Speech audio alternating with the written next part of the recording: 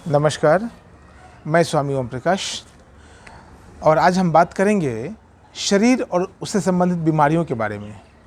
जिस प्रकार का समय हमारे साथ चल रहा है, जिस प्रकार के समय का हमें सामना करना पड़ रहा है, इस समय में बीमारियों के बारे में बात करना अत्यंत लाजिमी हो गया है। तो मैं आपसे कहता हूँ कि हम सबों को एक सवाल पूछना चाहिए स्वयं से कि आखिर हम बीमार पड़ते ही क्यों हैं? जी हाँ, हम बीमार पड़ते ही क्यों हैं? जबकि हम स्वस्थ पैदा होते हैं, जबकि हम स्वस्थ पैदा होते हैं, स्वस्थ रहना भी चाहते हैं, है ना? हम सब स्वस्थ जीना चाहते हैं, लंबी आयु तक जीना चाहते हैं, दीर्घायु होना चाहते हैं, उसके बावजूद भी हम बीमार पड़ जाते हैं। तो आखिर ऐसा क्यों होता है? क्या वाकई आप स्वस्थ जीना चाहते हैं?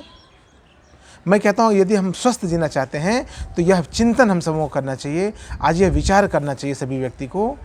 हर एक व्यक्ति को यह सोचना होगा कि हम बीमार हो क्यों जाते हैं, हम बीमार आखिर पड़ते ही क्यों हैं? क्योंकि हम स्वस्थ पैदा हुए हैं और स्वस्थ जीना भी चाहते हैं। समझिए, बात को रिपीट नहीं कर रहा हूँ, मैं आपको समझाने के लिए कह रहा हूँ कि हम स्वस्थ जीवन जीना चाहते हैं और स्वस्थ पैदा भी होते हैं। तो स्वस्थ मर क्यों नहीं सकते? स्वस्थ जीवन को जी क्यों नहीं सकते? स्वस्थ जीवन जीने के लिए और स्वस्थ जीवन को लाने के लिए हम क्या कुछ नहीं करते हैं, लेकिन वह जो करते हैं वो बाद की बात है। वो तो बीमार होने के बाद हम वो सब कार्य करते हैं जब हम स्वस्थ होना चाहते हैं। जैसे ही हम बीमार हो जाते हैं उसके बाद हमें स्वास्थ्य की बड़ी चिंता होने लगती है। लेकिन जब तक हम स्वस्थ बने रहते हैं तब तक हमें किसी प्रकार की कोई चिंता नहीं होती। चिंता ना हो यह तो बात समझ में आती है, लेकिन चिंतन करना तो तब भी हमारे लिए अनिवार्य है। चिंतन हमें करना होगा। चिंतन क्या करना होगा? चिंतन यह करना होगा, यह सोचना होगा, यह विचारना होगा कि हम हमारा स्वास्थ्य कैसे ठीक रहे, कैसे हमारा जीवन स्वस्थ रह सके।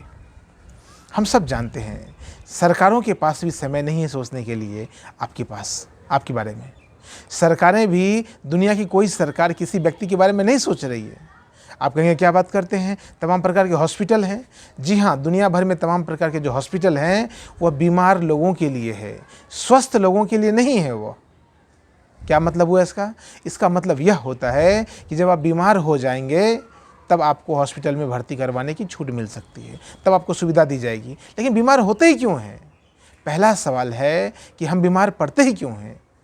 उसी पर चिंतन करते रहिए, उसी पर बार बार विचार करिए, तो आप इस निष्कर्ष पर पहुंच जाएंगे कि हम बीमार पड़ते क्यों हैं।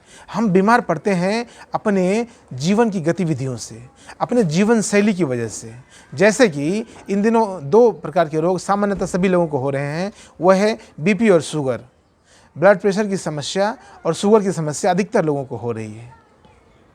इसे डॉक्टर भी क्या कहते हैं? अब डॉक्टर भी कह रहे हैं कि जीवन शैली का रोग है, या कोई रोग नहीं है, ये लाइफ स्टाइल का रोग है। हम खाते हैं, बैठे रहते हैं, शारीरिक कोई श्रम करते नहीं हैं। शारीरिक श्रम नहीं करेंगे तो शरीर का क्या होगा? शरीर के कुछ अंग बीमार हो जाते हैं। शरीर के जो अंग बीमार हो जाते हैं उससे जो हार्मोन सेक्रेशन होना चाहिए वह नहीं हो पाता है। मैं आपसे कहता हूँ कि जो जीवन शैली हमारी, उस जीवन शैली को समझने की आवश्यकता है। उस जीवन शैली को समझने के लिए मैं कहता हूँ आप चिंतन करिए, आप जरा मनन करिए। हम 24 घंटे के जीवन में जीते हैं ना, सामान्यतः हम 24 घंटे का जीवन जीते हैं, लेकिन 24 घंटे के दरमियान कायदे से, ईमानदारी से 24 मिनट भी हम अपने जीवन के बारे में नहीं सोचते। हम अपने स्वास्थ्य के बारे में नहीं सोचते, हम अपने स्वस्थ रहने के तरीके के बारे में नहीं सोचते। यह बड़ी दुर्भाग्यपूर्ण स्थिति है। सरकारें भी नहीं सोच रही हैं, आप भी नहीं सोच रहे हो, तो कौन सोचेगा? हमारे जो स्कूल्स हैं, हमारे जो विद्यालय हैं, वहाँ भी इस पर कोई बात नहीं होती है। मेडिकल साइंस पढ़ाया जाता है, जीव विज्ञान पढ़ाया जाता है, फिजियोलॉजी, एनाटॉमी पढ़ाया जाता है, लेकिन वहाँ पर यह नहीं सिखाया जाता है कि आप स्वस्थ रहने के लिए, स्वास्थ्य को पाने के लिए, परम स्वास्थ्य को पाने के लिए आप चिंतन कैसे करेंगे, यह वहाँ भी सिखाया नहीं जाता है। समझ रहे हैं ना मैं आपको क्या कहना चाहता हूँ? तो फिर कौन बताएगा आपको? इस वीडियो के माध्यम से मैं आपको बताना चाहता हूँ। यह जो वीडियो है ये आप ही के लिए है। ये मैं आपसे कहता हूँ कि पूरी दुनिया के लोगों को, पूरी मानवता को यह सोचना चाहिए, विचारना चाहिए, या इस पर चिंतन मनन करना होगा कि हम स्वस्थ कैसे रह सकते हैं। स्वस्थ हैं क्यों नहीं? बचपन में स्वस्थ थे, फिर हो क्या गया? बचपन में स्वस्थ थे चूँकि हम प्रकृति से जुड़े हुए थे। बचपन में याद है ना, माता पिता हमें जूते पहना देते थे और हम क्या जूते को उतार के फेंक देते थे। हमें ज़मीन पर चलना ज़्यादा पसंद था। हम कहीं ना कहीं प्रकृति के ज़्यादा करीब थे। आज हम नंगे पैर चलना पसंद ही नहीं करते हैं।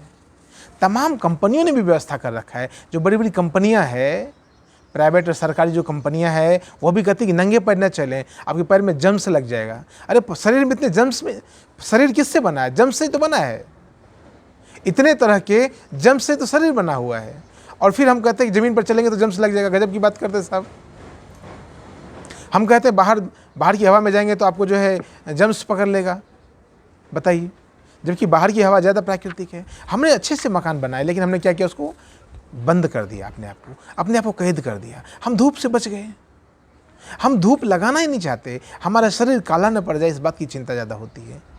चिंता होनी चाहिए इस बात की कि हमारा स्वास्थ्य कैसे ठीक रहे, हमें प्रकृति प्रदत्त जो शक्तियाँ हैं वो कैसे प्राप्त हो।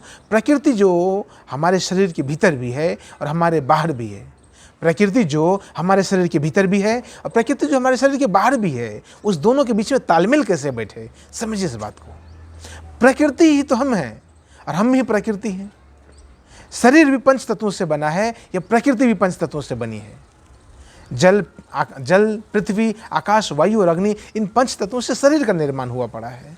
इन्हीं पंच तत्वों से पूरी सृष्टि का निर्माण हुआ पड़ा है, पूरी प्रकृति का निर्माण हुआ पड़ा है। तो ये जो पंच तत्वों से बना छोटा सा पिंड है, यह शरीर अगर उस बड़े शरीर से नहीं मेल खा पाएगा, तालमेल नहीं बिठा पाएगा, तो रुग्ण हो जाएगा, बीमार हो जाएगा और मर जाएगा। यही हो रहा है।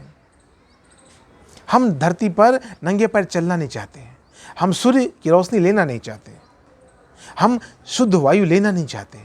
शुद्ध वायु के लिए आप खेतों में जाइए, खलिहान में जाइए, जंगलों में जाइए, पहाड़ों पर जाइए, रेगिस्तान में जाइए, वो कभी हम करते नहीं।